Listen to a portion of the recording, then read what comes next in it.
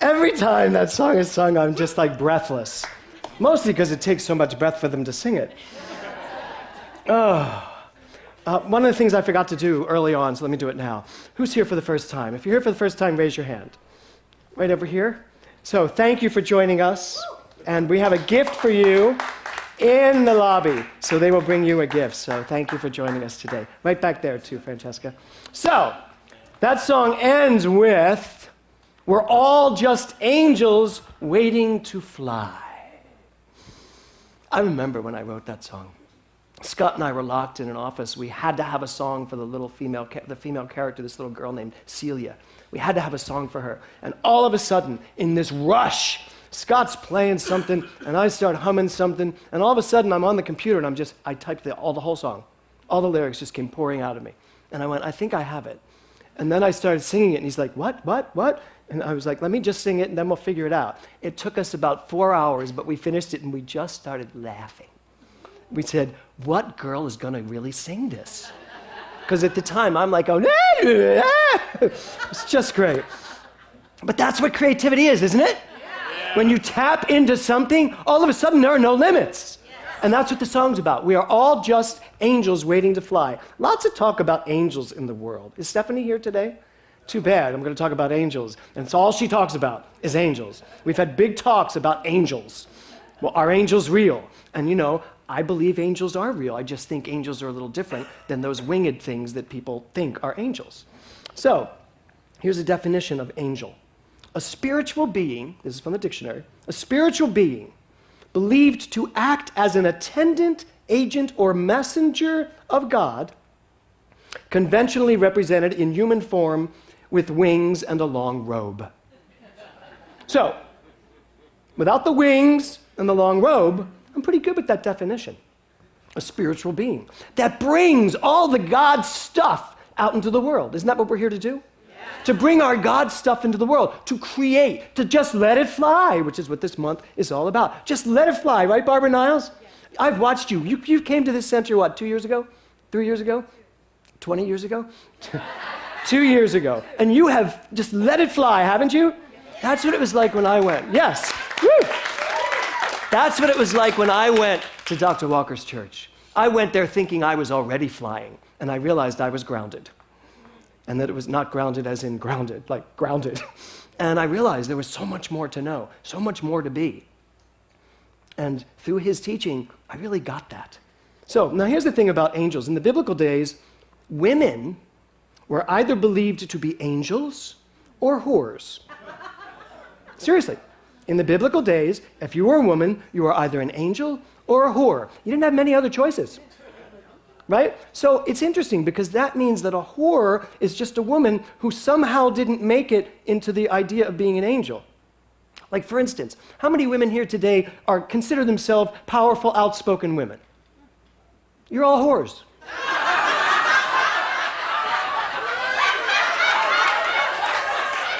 I'm sorry, but in biblical days, there you go, right? Now, I know that seems irreverent coming from this podium, but we got to get the sense of this. Mary Magdalene was not a whore the way we think of that word. She was an outspoken, positive, powerful woman. Powerful woman who followed Jesus and his teachings and didn't care what they called her or thought about her. And Jesus was a smart man. He knew who this woman was. He didn't buy into all that rhetoric back then. And by the way, Lent began on Wednesday, and if you weren't here Wednesday evening, for me, Lent means let's end negative thinking. L-E-N-T. Let's eliminate negative thinking. So, I am working on a 40-day pact, 40 days and 40 nights in the desert called Los Angeles. And I am using every morning as a time for me to, I just take a look at the list. I have over 100 names now of people who've asked to be on my list. I look at the list, I just go down it, and then I know the truth, that we have eliminated negative thinking from all of these minds. So if you want to be on that list, just send me an email, revjamesglobaltruthcenter.org. I will add you to that list. However, I'm not doing the work for you. You also have to eliminate negative thinking from your mind. Okay? You got to do the work. I'll just know the truth for you while you're doing the work. So, biblical days. So, here's the thing. If you were, as they called them, whores back then, you were an outcast. You were an outcast. So, we're no longer an outcast if we speak our mind, are we? We're no longer outcasts for a lot of things that you might have been cast out back in the biblical days. And yet, there's a lot of us that are still grounded, tied to the ground, because we're still listening to ideology and philosophy that's not working for us. We're still living things that we want to be free from. I'm not talking about religion either, folks. I'm not. I think Catholicism has a lot to offer this world. I think every religion is valid. Every religion has something to offer its people. I never stand here saying science of mind is the answer. No, it's not. It's the answer for me. It's what resonates with me. But Catholicism resonates with me when I look at it too at times. And so does every other religion. So, last week, I said, we sang Say What You Want to Say. We sang Brave, and it was great. And the quote I used, the trademark, was, I can have it all because it's all included. Right? Let's all say that. I can have it all because it's all included. Did you all think about that this week? Because I did. It's all included. And that's why I can have it all. So sometimes in order to have it all, you really do have to jump into the air, as the song talks about. And as the old Zen saying goes, leap and the net will appear. Leap and the net will appear. So last night, I had a dream. I dreamed it for you, baby. Just saying. I had a dream. I think both of you women played that part, didn't you? Yes. I would have liked to have seen you coming down the aisle. Sing out, baby! Yeah. I had a dream.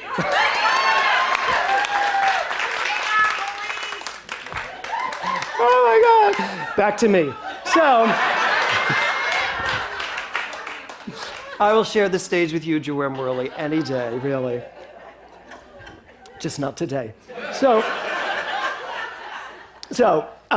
I had a dream last night that I was flying back from Europe, and I got on a bus when I got off the plane. Well, that was a nightmare to begin with, because who would take a bus? So I'm coming back from Europe. I have this luggage. I get on a bus. I put the luggage in the back of the bus, and I get on the bus, and I fall asleep. It's apparently a long bus ride. I wake up, and I get off the bus, and now it's a subway. You know how dreams are. Suddenly it's a subway. I get off the subway, and I start walking, and I'm like, didn't I have luggage? And I watch it go away. And I run up, and I'm trying to get anybody to help me get my luggage back, and it's gone. Now, in my luggage was everything I owned. Everything. Everything was gone. Every single thing was gone. I lost it all. And I stood there in my dream, just like feeling like, oh my God, I have lost it all. It's all gone. Now, we can all read into this, and I can make some metaphysical sense out of this if I want. But what I really understood, besides that, when I woke up, I remember what the dream was. And when I woke up, and Ray Frisbee and I were talking about this, how many of you saw the sunrise this morning? Wasn't it just magnificent? I know, because it came a little later. Or earlier. Earlier. So I woke up, came later. I woke up, and there's the dream, but while I have lost everything, this magnificent sky, because you all know I live in a fishbowl. This magnificent sky is just all around me, this red and orange crackled sky everywhere. And I was like, I lost everything, and yet I am everything. And I just had this, did you ever have those moments? Yes. So, good, I'm so glad you're here. So, really, I thought to myself, how daring would it be of us if we would dare to lose it all? I mean, dare to lose it all. Sometimes I think the very things that we are acquiring are actually weighing us down. The very things that we think are so important to have are weighing us down. What if we lost it all? Where would we be? Who would we be? How would we react? The title of my talk today is Sometimes You Have to Jump. Sometimes you have to jump. Ralph Waldo Emerson wrote, don't be too timid and squeamish about your actions. All life is an experiment. The more experiments you make, the better. So here's an experiment. What would it feel like if you lost everything? What would it feel like if right now in this moment you detached yourself from everything that is your life? Every idea of yourself, all of your identity, everything. What would it feel like? Just give yourself a moment to think about that. Would it change who you are? Or would it change the way you feel? Two different questions. I can lose everything. It doesn't change who I am. It may change how I feel, but it doesn't change who I am.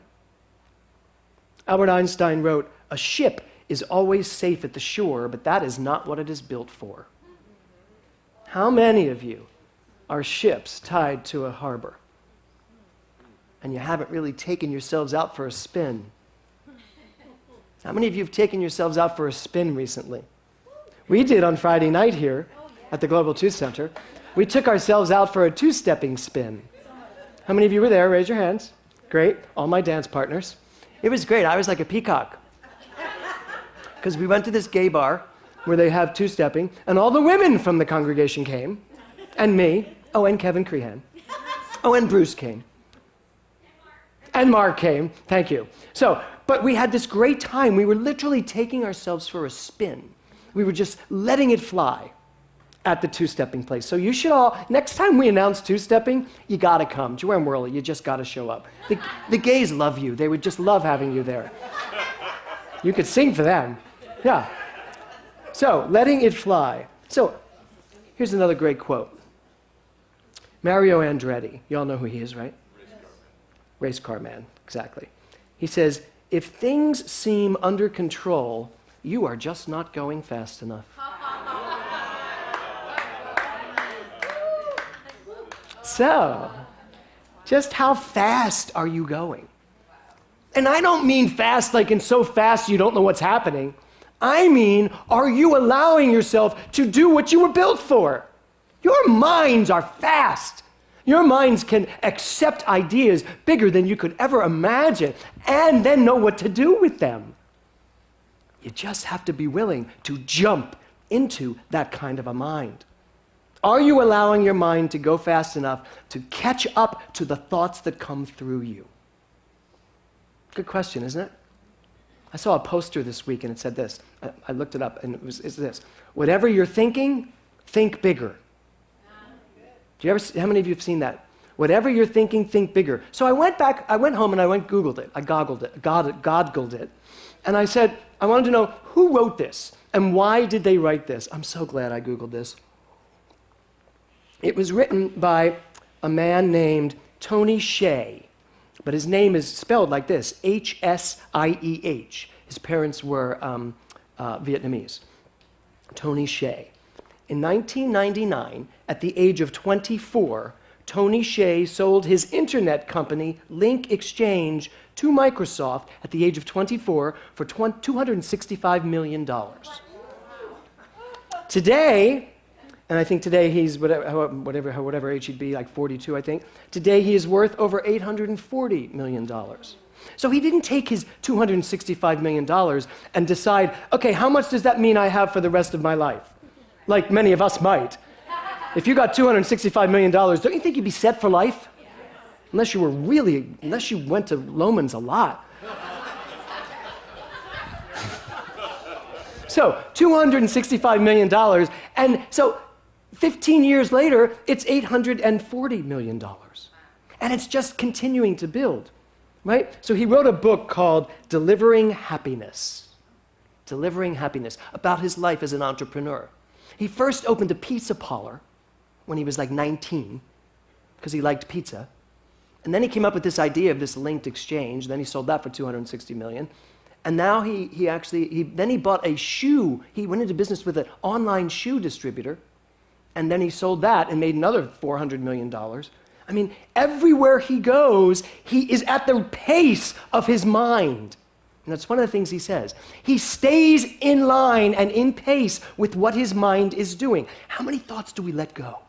How many ideas do we let fly by? Mostly because we don't think we're equal to it. And if we don't think we're equal to it, then we're really not getting the remember who you are part of our vision statement here.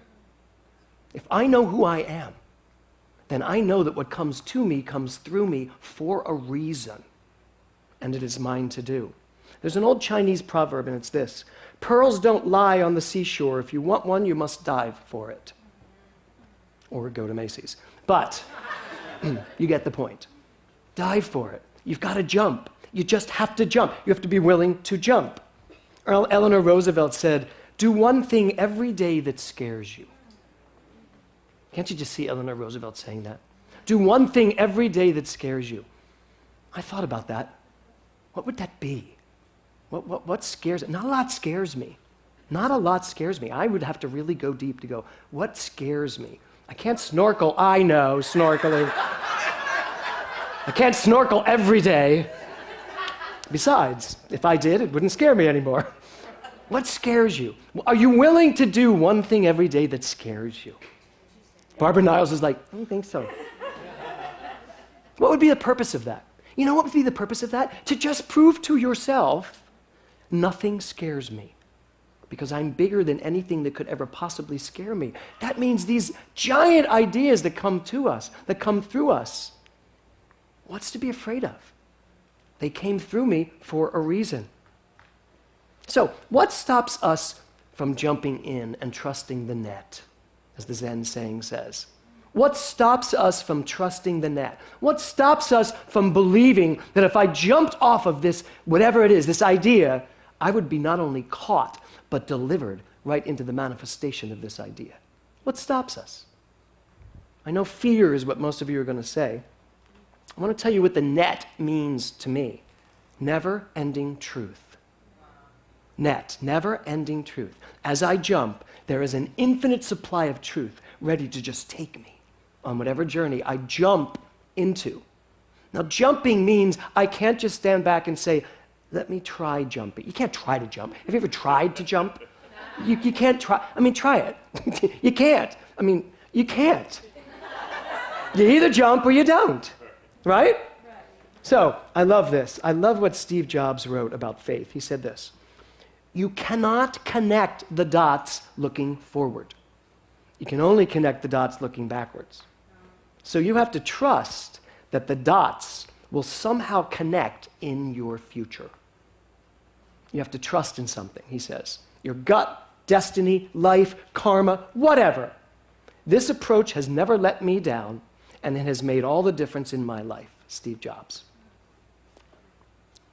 So, you can spend your whole life trying to connect the dots of your past, but while you're doing that, the future's disappearing, and the present is gone. These dots are unimportant. Really. These dots are already guaranteed, which means that every moment I am willing to be alive and in tune, I am ready to jump. To jump. To just jump. So, when we staged Dorian here, there was a, bless you, there was a big platform up here, and the little girl playing Celia, she sings that song in the first act. In the second act, she sings it as she's committing suicide. It's a very pleasant, upbeat show.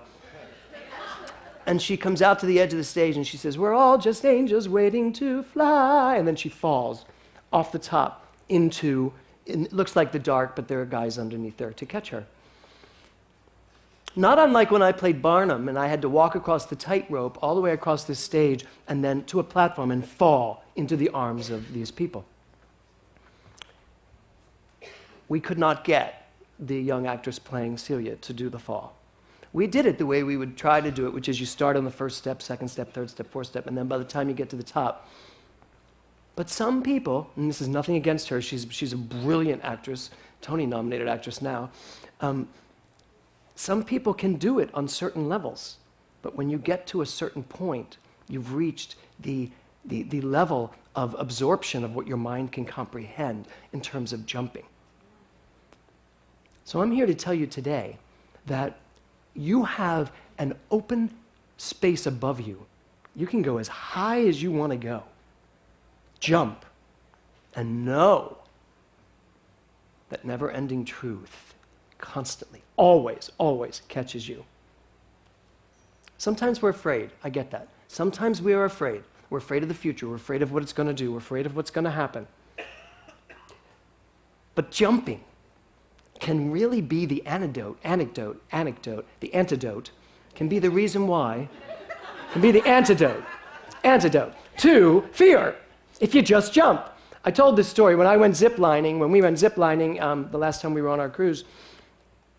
I agreed to do it, but when we got to the top of the pole, and I'm in all that horrible equipment, and he said, "Who wants to go first?" I said, "I do." Because I knew the minute I saw somebody else do it, I was a goner. I wasn't going. And it was going to be a long climb down by myself. And I said, "I'll do it." So that was me jumping. I said, "Just jump." Oh my God, it's like the song. And I began to soar. I'm screaming, right? Jump. I jumped off of that thing, and the zip line took me across this very cavernous, death-defying ground below me. And it was gorgeous. It was amazing. I couldn't wait to do it. Same thing when I was on the trapeze. You know, I was doing a Mirette up in Fullerton, and I had to go on a trapeze, and this little girl was with me, and she was playing the little girl character. And we both went on the trapeze, and she climbed up and just flew. And they said, "Would you like to go next?" And I was like, "Well, I kind of have to now, don't I?" So I climbed up to the top, and you had to see me up there. I was like this, grabbing this thing, and he goes, "You have to let go in order to grab the trapeze." And it just kept coming, and I'd be going, "No." Finally, I had to grab it. And then he said, "You're just going to have to, I'm going to count to 3. I said, "No, don't count. 1, 2, and threw me. Sometimes life throws you. Sometimes you don't jump. Someone pushes you. Did you ever have that happen? Where you're just pushed? Now, let's face it. If you're pushed, you put yourself there to be pushed. Right? I did climb up. Mostly out of embarrassment that a little girl could do it. But I did climb up, and someone pushed me. The question is, when you're pushed, it's still the divine pushing you. Are you willing to trust and not freak out? Goethe wrote, "Whatever you can do or dream can be, begin it. Boldness has genius, power, and magic in it." J.K. Rowling, who wrote the Harry Potter books, she's one of my heroes in life. Then in the midst of, a single mother with no money, she just did, not unlike what Terry talked about, she did what her dream had her do. No, I'm sorry, it was Caressa McElhaney, her quote this morning in meditation.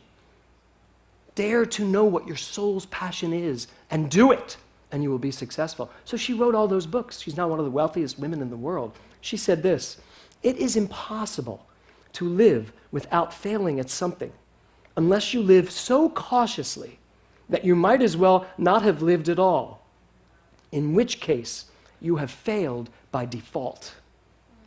Think about that. You fail by default by not attempting. But that's not what we're here to do, is it? T.S. Eliot says, "Only those who will risk going too far can possibly find out how far it is possible to go." I have had people tell me my whole life that I take things just a little too far. Can you imagine that? I have. But you know what? Looking back, no, I didn't. I didn't. And now, in this present moment of my life, I can actually say about myself, I didn't go far enough.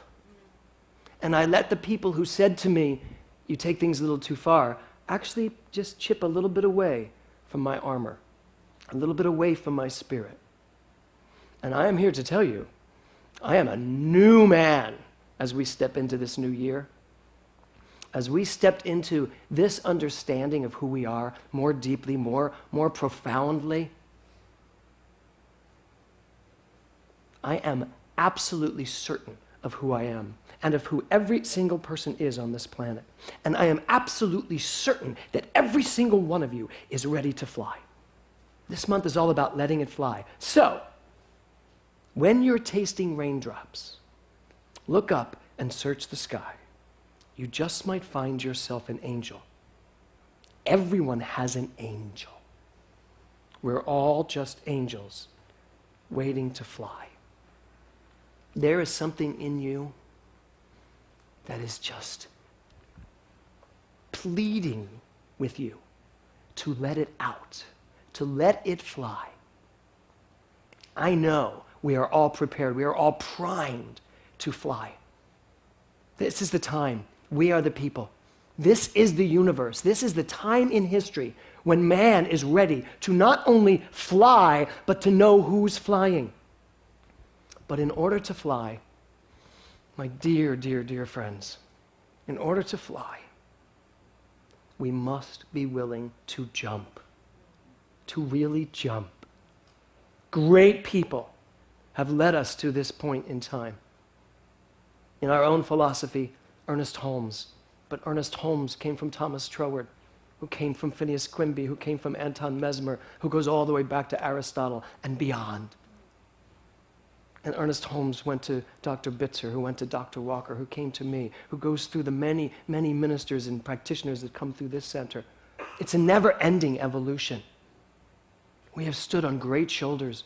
And as the Reverend John McLean said last night, we have to stop looking down at the shoulders we stood on. And we have to be willing to put our shoulders firm to the wind. And if someone wants to stand on them as I jump, I'm willing to let that happen. But I know it is time for every single one of us to take the leap of faith into that net, that never-ending truth, and just jump. Because you can. Namaste.